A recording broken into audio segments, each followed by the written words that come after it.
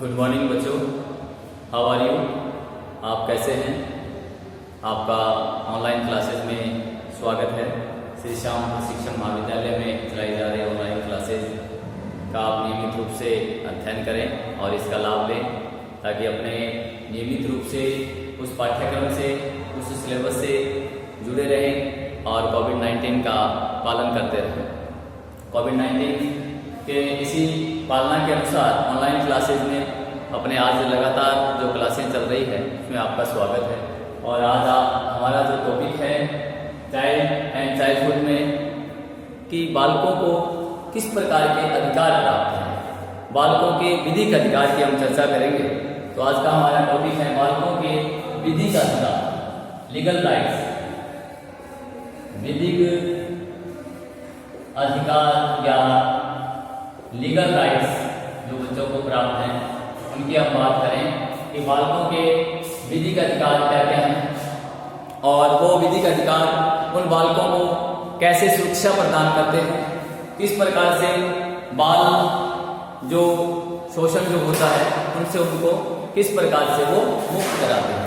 तो इस प्रकार के बाल शोषण से बचाने के लिए भारत सरकार द्वारा जो विधिक अधिकार बालकों को प्राप्त किए गए हैं उनकी हम चर्चा करते हैं।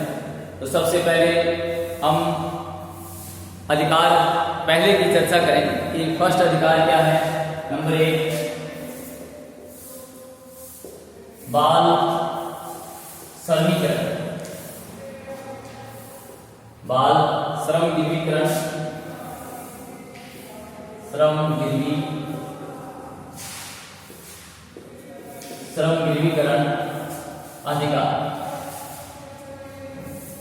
गिरवीकरण अधिनियम एक्ट, जिसे अधिनियम 1993 की बात करें कि इसमें बालकों के लिए बाल श्रम गिरवीकरण अधिनियम 1993 का जो उल्लेख है इसमें बताया गया है कि इस अधिनियम में बालकों के श्रम को गिरवी करने के लिए करार करने तथा उन बालकों के जिनका श्रम गिरवी किया गया है कि नियोजन का प्रतिषेध करने के लिए अधिनियमित किया गया है, को रोका गया है। इस अधिनियम के अनुसार बालक के श्रम को गिरवी करने का करार शून्य होगा। इस अधिनियम के प्रयोजनों के लिए बालक से अभिप्राय उन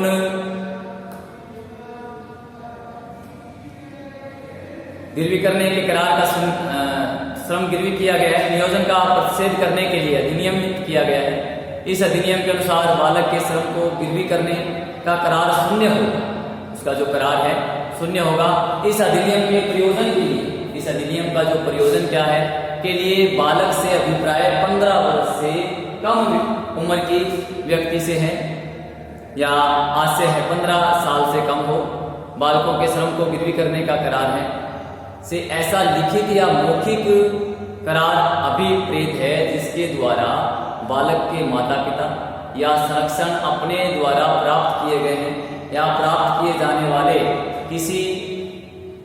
किसी भी समुदाय पर सुविधा के बदले में इस बात का वचन देता है कि वह बालक की सेवाओं का उपयोग किसी नियोजन में किया जाना पारित अनुज्ञात करेगा। इस अधिनियम के प्रावधानों का उल्लंघन करने के लिए दंड की भी व्यवस्था की गई है, उसके लिए कुछ सजा का प्रावधान भी बनाया गया है। इस प्रकार के बाल श्रम गिरवीकरण अधिनियम का उल्लंघन करता है तो उसे पनिशमेंट दिया जाएगा। जो बालक 15 साल से कम है उसके माता पिता या संरक्षक द्वारा उसको श्रम गिरवीकरण के तहत अगर रखा जाता है तो उन्हें पनिशमेंट दिया जाता है। जो भारत सरकार का जो अधिनियम बनाया गया है बाल श्रम गिरवीकरण अधिनियम 1993 जो एक बालक की अपने आप में सुरक्षा प्रदान करती है, इस प्रकार का अगर कोई उल्लंघन करता है तो बालक इस अधिनियम को अपने सहायता हेतु, कानूनी करार हेतु या यूं कहें कानूनी हेल्प ले सकता है। जो उसको दिए गए ये अधिकार हैं श्रमिक बालकों के विधिक जो अधिकार है, लीगल राइट। दूसरा हम बात करें कारखाना अधिनियम 1948, नंबर 2 कारखाना अधिनियम अधिनियम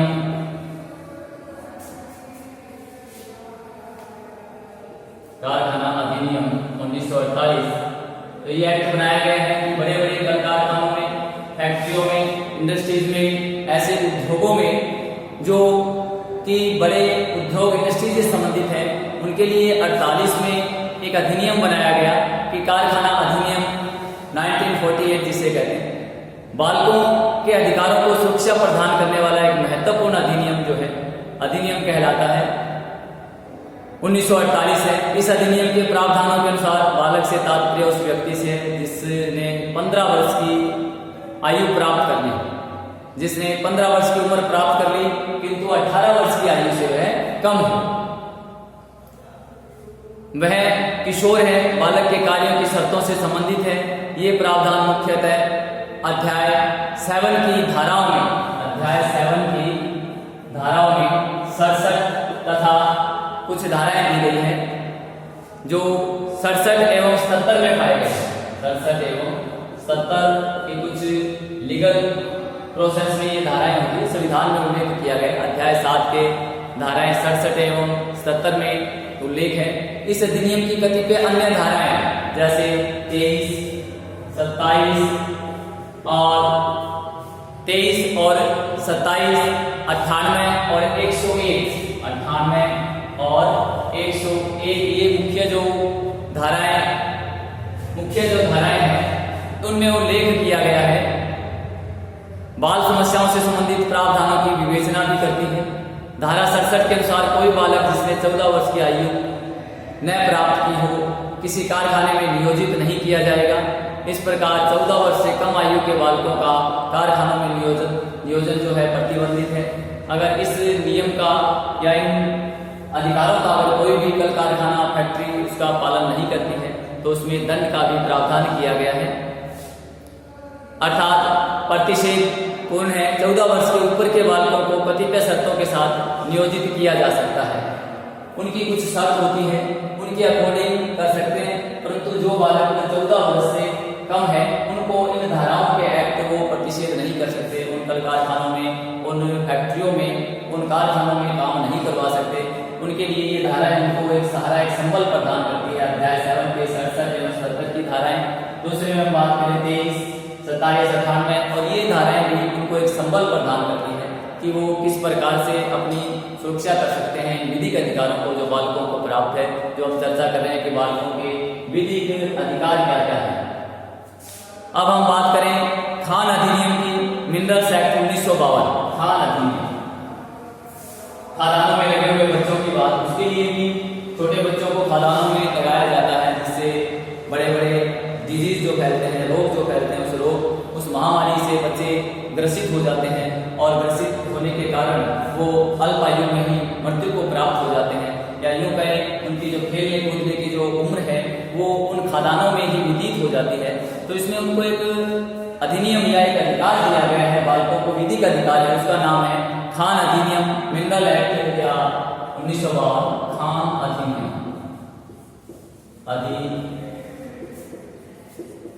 खान अधिनियम 1952, इसे मिनरल एक्ट 1952 के अंतर्गत रखा गया है। यह अधिनियम खान में अथवा किसी भूमिगत खान में या खुली खदानों में जहां खुदाई संबंधी क्रियाएं चल रही होती है, खोदने का काम जहां चल रहा होता है, बच्चों की उपस्थिति को, बच्चे जहां उपस्थित होते हैं उपस्थिति को प्रतिबंधित करता है। कौन सा एक्ट प्रतिबंधित करता है? खान अधिनियम 1952, जहां खादानों की जो क्रियाएं चल रही है उनमें 14 साल से कम बच्चे को क्या करता है, यह अधिनियम प्रतिबंधित करता है। या मूल रूप में बालक से तात्पर्य ऐसे व्यक्ति जो 15 वर्ष की आयु से कम, किंतु जब वह उम्र 14 की होती है, अन्य अधिनियम की भांति यह अधिनियम भी कार्य के घंटों, साप्ताहिक अवकाश आदि के लिए प्रावधान करता है।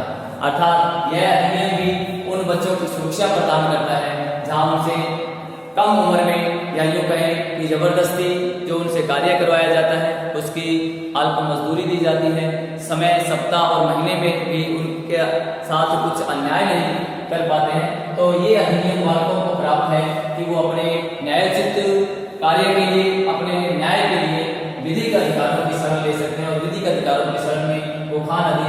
1952 जो उनकी सुरक्षा प्रदान करता है। इस प्रकार की सुरक्षा में वो अपना काम कर सकते हैं पूर्णतः। फिर चौथा जो उनका अधिकार है उसकी हम बात करें। चौथा जो अधिकार है मोटर परिवहन कर्मकार अधिनियम। मोटर परिवहन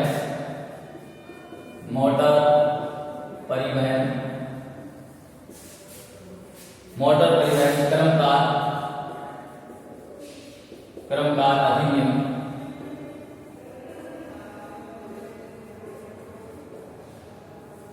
ये जो ट्रांसपोर्ट चाइल्ड कह सकते हैं कि मोटर ट्रांसपोर्ट वर्कर्स एक्ट 1961 जो बनाया गया, कौन सा 1961 मोटर परिवहन कर्मकार अधिनियम 1961 जो उन्हें एक सुरक्षा प्रदान करता है। यह अधिनियम किसी मोटर परिवहन उपक्रम में बालक के नियोजन का किसी भी विभाग में प्रतिषेध करता है। उपरोक्त अधिनियम किशोर के नियोजन की अनुमति तो देता है, किंतु कतिपय शर्तों के साथ, कुछ उनकी विशेष शर्तें होती हैं, उन्हीं के साथ ये मंजूरी देता है या लागू करता है। उपरोक्त अधिनियम किशोर के नियोजन की अनुमति तो देता है, किंतु कतिपय शर्तों के साथ साथ यहाँ बालकों से तात्पर्य उस व्यक्ति से है जिसे 14 वर्ष की आयु पूर्ण नहीं की हो, और किशोर से तात्पर्य उस व्यक्ति से जिसे 14 वर्ष की आयु तो पूरी कर ली हो किंतु 18 वर्ष की आयु का पूर्ण नहीं हुआ हो। तो ये सारे मोटर परिवहन कर्मकार अधिनियम में हमने अध्ययन करते हैं। अगला हमारा जो आता है कि बाल श्रम प्रतिषेध और विनिमय अधिनियम 1986।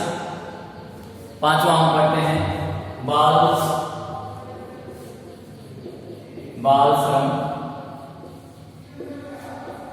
श्रम प्रतिषेध और विनिमय अधिनियम। बाल श्रम अधिनियम कह सकते हैं, बाल श्रम अधिनियम 1986।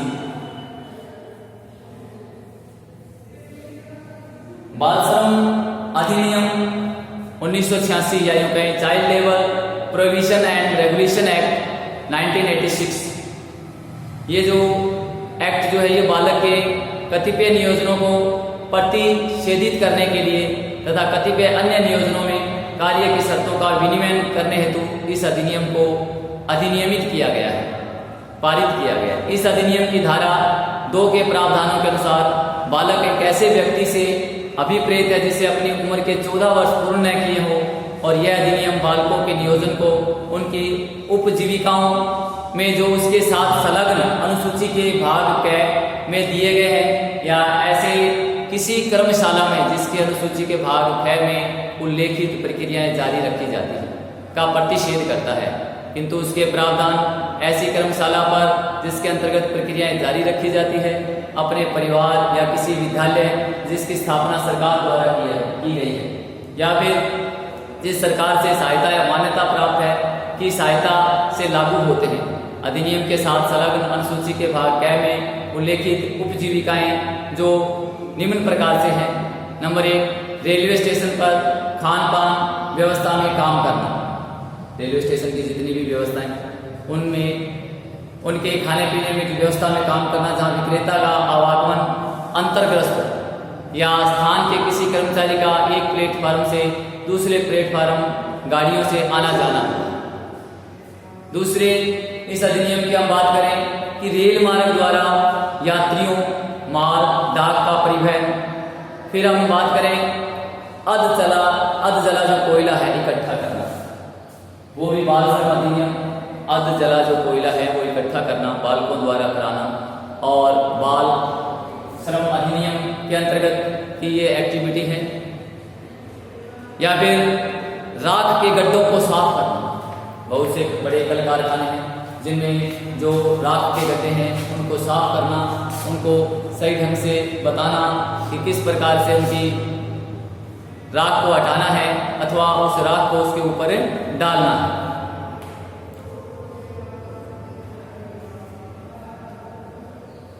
फिर अगली इसी रेलवे की बात करें, रेलवे स्टेशनों से संबंधित निर्माण कार्य, ऐसा अन्य निर्माण कार्य जो रेलवे लाइन के निकट चल रहा हो वो भी उसके लिए घातक सिद्ध हो सकता है।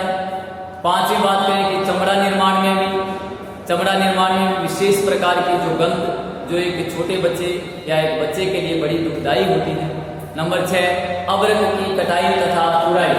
अदरक की कटाई तथा तुड़ाई में भी इसका जो उपयोग बाल श्रम में किया जाता है वो भी महत्वपूर्ण क्रिया तो है, परंतु बालक के लिए एक दुखदायी के रूप में प्रतीत होती है।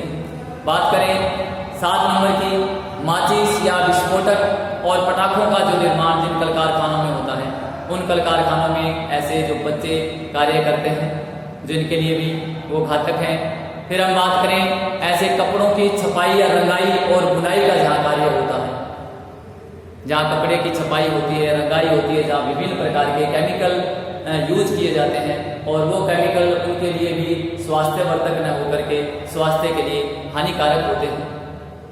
फिर बात करें सीमेंट निर्माण तथा सीमेंट बोरियों में भरना। सीमेंट का जहाँ निर्माण होता है उन कल कारखानों में और उन सीमेंट को जहाँ बोरियों में या कट्टों में भर करके आगे सप्लाई किया जाता है, वो कार्य भी उनके लिए बड़ा ही स्वास्थ्यवर्धक न होकर के हानिकारक साबित होता है। फिर बात करें गलीचा बनाना, फिर बात करें बीड़ी बनाने के कल कारखानों में भी उन बालकों का जो उपयोग किया जाता है। ऐसे सभी जो कार्य हमने अभी गिनाए वो हमारा जो एक्ट है बाल श्रम अधिनियम 1986 तो उनको प्रतिषेध करता है, उनको रोकता है और बालकों को इस प्रकार के कार्य करने पर सशक्त वो उनको जो संस्थाएं या जो लोग करवाते हैं जो उनको प्रतिषेधित करता है, उनको रोकता है। उपरोक्त उपजीविकाओं की सूची से स्पष्ट है, ये हमने सभी प्रकार की जो कार्य जो गिनाए उससे स्पष्ट है कि ये जीवन और स्वास्थ्य के लिए जोखिम पैदा करने वाले कार्य हैं। ये निश्चित रूप से उस बच्चे के ये जो कार्य हमने अभी गिनाए उसके लिए जोखिम पैदा करने वाली बात है। हमें यह नहीं मानना चाहिए कि इस सूची तथा इसके अतिरिक्त अन्य कोई उपजीविका अथवा प्रक्रिया ऐसी नहीं हो सकती जो परिसंकट में न हो। अधिनियम में इसके अतिरिक्त काम के घंटे और अवधि, साप्ताहिक छुट्टी तथा बच्चों के स्वास्थ्य और सुरक्षा से संबंधित प्रावधान भी दिए गए। इस संबंध में शिशु अधिनियम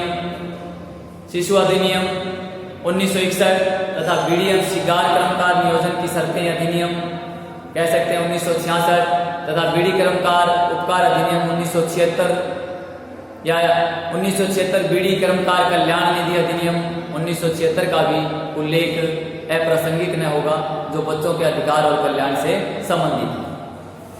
तो इस प्रकार के ये हमारे जो बालकों के विधिक अधिकार जो प्राप्त है इन्हीं में हम चर्चा कर रहे हैं।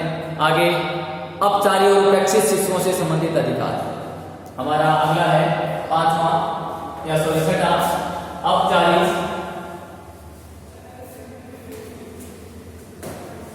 छठे की बात करें अपचारी और उपेक्षित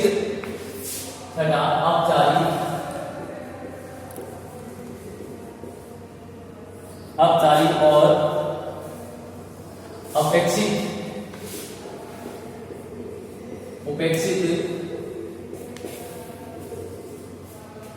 उपेक्षित शिशुओं से संबंधित अधिकार। उपेक्षित शिशुओं से संबंधित अधिकार।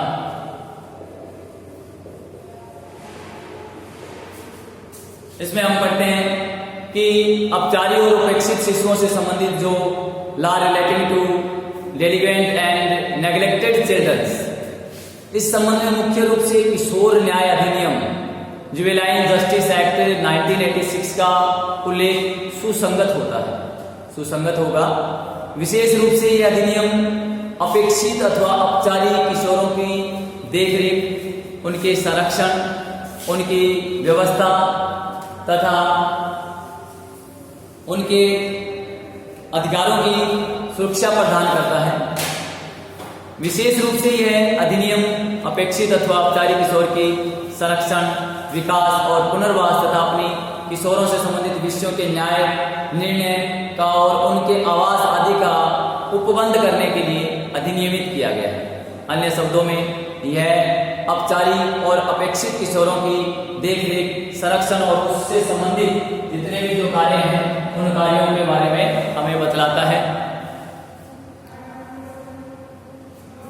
न्याय निर्णय का और उसके आवास आदि का उपबंध करने के लिए अधिनियमित किया गया। अन्य शब्दों में यह अपचारी औपचारिक और अपेक्षित किशोरों की देखरेख, संरक्षण और उनसे संबंधित अपराधों के न्याय, निर्णय आदि के लिए विस्तृत कानूनी ढांचा तैयार करता है। इस अधिनियम के अंतर्गत किशोरों से अभिप्रेत है ऐसा बालक जिसमें 16 वर्ष की आयु प्राप्त न की हो अथवा ऐसी बालिका जिसने 18 वर्ष की आयु प्राप्त न की हो। इसके अतिरिक्त औपचारिक किशोर से ऐसा किशोर अभिप्रेत है जिसके विषय में यह ठहराया गया कि उसने अपराध किया है। उपेक्षित किशोर से ऐसा किशोर अभिप्रेत है जो भीख मांगता है, जिसके पास कोई निश्चित निवास स्थान या जीवन निर्वाह का दृश्यमान साधन नहीं है। अपनी आजीविका के लिए उसके पास ऐसा कोई साधन नहीं है, भिक्षावृत्ति करके अपना जो काम चलाता है, या उसका कोई निश्चित स्थान नहीं है, साधन नहीं है, इसके माता पिता या संरक्षक उस पर नियंत्रण रखने में असमर्थ है, जो वेश्यावृत्ति है उसके प्रयोजन उपयोग में लाया जाता है और जिसका अनैतिक या अवैध प्रयोजनों या लोकात्मक के विरुद्ध लाभ के लिए दुरुपयोग या शोषण किया जा रहा है, तो ये अधिनियम औपचारिक और अपेक्षित शिशुओं से संबंधित अधिकार जो बनाया गया है ये उसकी सुरक्षा प्रदान करता है, ये इनको उस कार्यों से मुक्त करता है। तो आज हमने पढ़ा कि इस प्रकार के जो कार्य हैं। अब हम दूसरा जो आज का हमारा ये पूर्ण टॉपिक हुआ, अब हम पढ़ रहे हैं कि शिक्षा का मौलिक अधिकार क्या है, फंडामेंटल राइट ऑफ एजुकेशन। शिक्षा का मौलिक अधिकार, शिक्षा के मौलिक अधिकार की बात करें, शिक्षा का मौलिक अधिकार।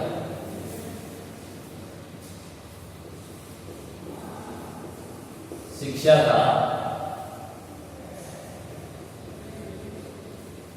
मौलिक अधिकार।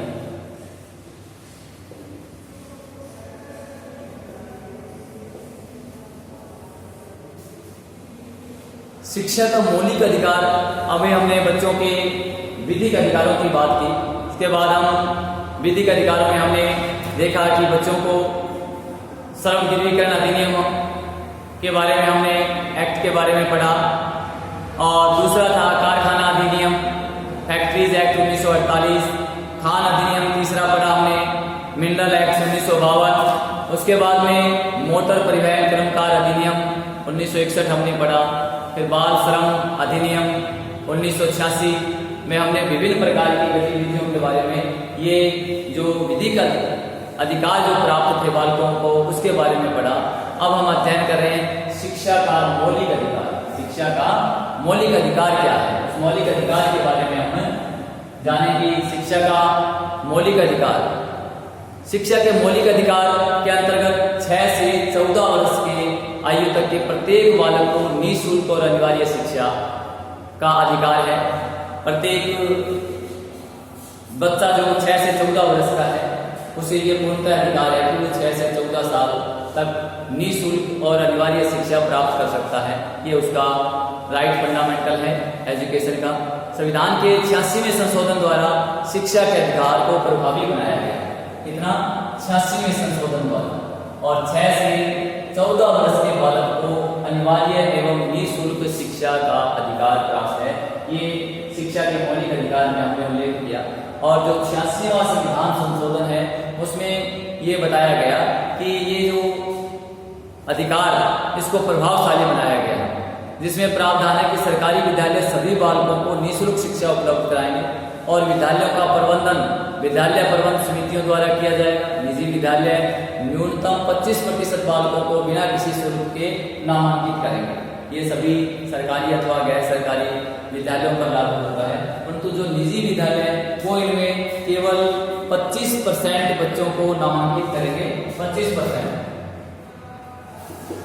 अर्थात उनकी निःशुल्क शिक्षा है वो उनके द्वारा दी जाएगी, सरकार उनकी फीस देगी। तो ये शिक्षा के मौलिक अधिकार के अंतर्गत आता है। आगे की हम बात करें कि दिसंबर 2002 अनुच्छेद 21 दिसंबर 2002 में अनुच्छेद 21 से भाग 3 के माध्यम से 86वें संशोधन विधेयक में 6 से 14 वर्ष के सभी बालकों के लिए निःशुल्क और अनिवार्य शिक्षा के अधिकार को शिक्षा का मौलिक अधिकार माना गया है। इस अनुच्छेद में वर्णित कानून अर्थात बालकों के लिए निःशुल्क और अनिवार्य शिक्षा विधेयक सन 2003 को तैयार कर अक्टूबर 2003 में इसे वेबसाइट पर डाला गया और जनसाधारण से इस पर राय और सुझाव आमंत्रित किए गए। सन 2004 में इस पर प्राप्त सुझावों के आधार अनुसार निःशुल्क और अनिवार्य शिक्षा विधेयक सन 2004 का संशोधन रूप तैयार कर इसे वेबसाइट पर दे दिया गया। जून सन 2005 में केंद्रीय शिक्षा सलाहकार परिषद समिति ने 2005 में इसको क्या दिया गया, केंद्रीय शिक्षा सलाहकार परिषद समिति ने शिक्षा के अनिवार्य विधेयक का प्रारूप तैयार किया और उसे मानव संसाधन विकास मंत्रालय को सौंपा। मानव संसाधन विकास मंत्रालय ने इसे नैक को दिया। नैक ने इसे विधेयक को प्रधानमंत्री के ध्यानार्थ हेतु भेजा और 14 जुलाई सन 2006 को वित्त समिति और योजना आयोग ने कोष के अभाव का कारण बताते हुए विधेयक के अस्वीकार कर दिया। एक मॉडल विधेयक तैयार कर आवश्यक व्यवस्था करने के लिए राज्यों को भेजा। 76वें संशोधन के पश्चात राज्यों के राज्य स्तर पर कोष की कमी की बात कही। 19 जुलाई 2006 में CL, SAAF, NFRI और केंद्र ने ILP तथा अन्य संगठनों को योजना बनाने तथा संसद की कार्यवाही के प्रभाव पर विचार करने एवं भावी रणनीति तैयार करने के लिए बनाने के लिए जिला तथा ग्राम स्तर पर उठाए जाने वाले कदमों पर विचार के लिए आमंत्रित किया गया। भारतीय संविधान में संशोधन के 6 वर्ष पश्चात, देखिए भारत में 6 वर्ष पश्चात केंद्रीय मंत्रिमंडल ने शिक्षा के अधिकार विधेयक को स्वीकृति दे दी। प्रत्येक बालक को निःशुल्क और अनिवार्य शिक्षा पाने का अधिकार मिलने से पहले इसे संसद की स्वीकृति के लिए भेजा गया। स्वतंत्रता के 61 वर्ष पश्चात भारत सरकार